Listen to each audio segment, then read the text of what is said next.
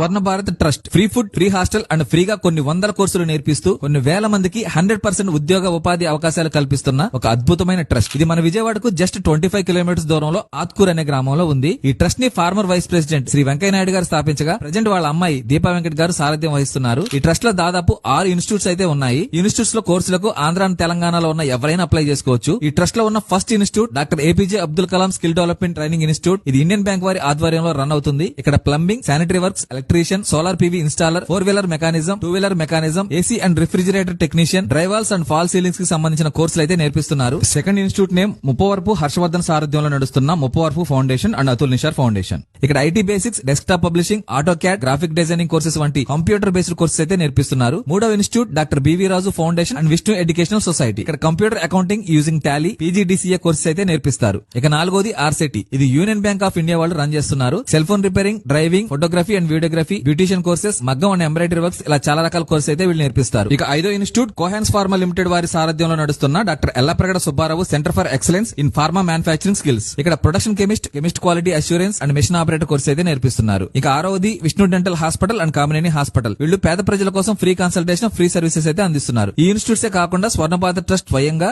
Nurse training, hotel management లాంటి కోర్సులు కూడా నేర్పిస్తున్నారు. స్క్రీన్ మీద డిస్ప్లే చేసిన ఫోన్ నంబర్ కాల్ చేసి అప్లై చేసుకోండి, లేదా ఈ క్యూఆర్ కోడ్ ని స్కాన్ చేసి కూడా అప్లై చేసుకోవచ్చు.